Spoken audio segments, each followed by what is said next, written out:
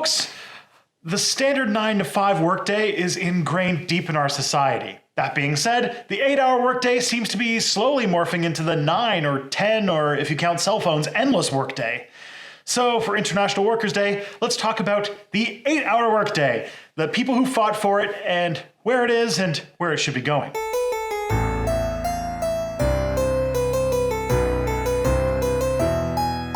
Hi, I'm Tristan Johnson, and this is Step Back History. Be sure to click the subscribe button, as well as the bell notification, to never miss a new Step Back video or live stream. The first record of hours worked by workers every week came out in 1890. Full-time employees in that year worked an average of 100 hours, typically 6 or 7 days a week. That makes the average workday about 16 to 17 hours a day. I don't know about you, but that sounds like the epitome of misery. Especially considering at this time factories were noisy, hot, and dangerous. Oh, and some were kids. And this was not for lack of effort. In fact, the struggle for fewer hours goes as far back as capitalism itself. In America, even enslaved peoples negotiated with their owners over hours of work per day. As early as 1817, we had workers arguing for 8 hours of work, 8 hours of sleep, and 8 hours of recreation. This idea didn't catch on in Europe, but it did get some traction in America, especially after the US Civil War. In 1866, the National Labor Union formally asked Congress to mandate an 8-hour workday. Congress refused, but from then on, the battle for the workday was on. One of the first flashpoints was in Chicago. Workers exhausted from working 12 to 14 hours a day, 6 days a week, asked the Illinois government to give them the 8-hour workday. Illinois complied, but with a massive loophole where a worker could independently contract for longer hours. In an age where a boss could fire someone for no reason, this protection did nothing. Or even worse, it made the appearance of doing something while doing nothing. Obamacare. A massive strike broke out in Chicago, but spread to other states. The movement was eventually able to convince President Grant to mandate an 8-hour workday, without docking pay, for government workers. See my last paragraph for its effectiveness.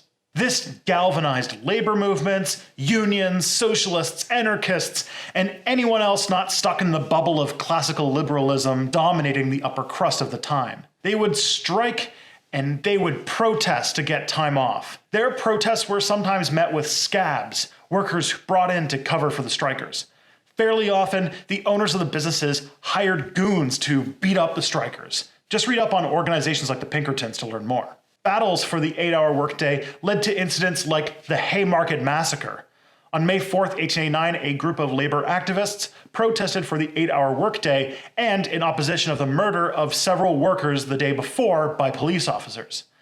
As the police attempted to disperse the crowd, someone threw a stick of dynamite at the officers. The explosion killed several civilians, as well as about 7 police. 8 anarchists were arrested in connection with the attacks, and even though late investigations showed that none of the people were involved with the bombing, 7 of them were sentenced to death, and 1 15 years in prison. This event is in American classrooms treated as a minor incident, but it was a pivotal moment for the labor movement around the world. News of the Haymarket Massacre spanned the globe, and in solidarity with those executed by the state, May 1st became known as International Workers' Day. It still is in much of the world, hence the timing of this video release. It wasn't all doom and gloom, however. There were some victories in these days. In 1898, the United Mine Workers won their 8-hour day, as did much of the printing industry in 1905.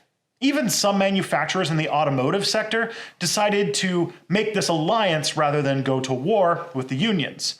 Henry Ford, the founder of Ford Motors, implemented a 40-hour workweek, and negotiations at General Motors even saw some improvements. The growing political power of unions would only make some real lasting change when the classical liberal world order collapsed. In the late 20s, the world experienced a massive economic collapse, and no amount of free markets could make it come back. Trust me, they tried. This pressure led to massive pieces of legislation like the 1938 Fair Labor Standards Act, which limited the work week to 44 hours, and then 40 hours by 1940. The story of the 40-hour work week was different in other countries. Britain passed a limit of work to 10 hours a day for women and children in 1847. How generous. Australia, with a severe labor shortage, had powerful unions. The Aussies used it to get a 40-hour work week for tradespeople in the 1850s. Most of Europe moved to a 48-hour work week in the 1920s. France got the first 40-hour work week in the 1930s. Australia in 1948, Canada in the early 60s, and most of Europe by the 70s. The Germans even organized a massive strike in 1978 and lobbied for a 35-hour work week. They settled on a 37.5-hour work week, which is pretty impressive. However, classical liberalism began to creep back into the zeitgeist, otherwise known as neoliberalism. In the world, but in the US especially, unions have spent the last 4 decades losing their political power, and it has had consequences on this centuries-long fought victory. Now, the average American works about 44 hours a week, and that number is going up. And that's if you're even able to get a job. A 2014 Gallup poll puts the number as high as 47 hours a week, with many saying 50 hours a week is normal. Bloomberg highlighted a few factories in America where the standard is 12-hour days, 6 or 7 days a week. Professionals report working as much as 60 hours a week, with the constant stream of work that comes with having your smartphone on you. And this isn't even mentioning the insane hours imposed on undocumented workers. Today, we also see a decline in wage work and an increase in contract work, which has the beautiful mix of low pay, no benefits, no overtime, and you could have your contract not renewed, meaning you better not complain about it. Some companies like Uber use contract workers exclusively, with a recent study showing they effectively make about $4 an hour. By the way, this is all happening in defiance of evidence about how we work. Many recent psychological studies show focused work is way more precious than we think. And after about 3 blocks of 50-minute to 1-hour chunks of work, our efficiency begins to nosedive. Some governments like Sweden and a few companies are experimenting with shorter and shorter workdays and are showing an increase in returns and performance despite intuition. It's almost as if not hating your job makes you better at it. Go figure. So, happy International Workers' Day. We have backslid quite a bit, but if we can be a team again, we can make conditions better for workers. Solidarity forever. You know, it's been a while since I plugged my Curious Cat account. I take video suggestions and answer general questions from there, so if you want to have a QA, go to curiouscat.me/RistenPJ and ask away. This video is made possible by these hard workers as well as the rest of my comrades over at Patreon. I'd especially like to thank Don and Carrie Johnson as well as Colby Monty for their generosity. The theme song is by 12 Tone, and come back next time for more Step Back.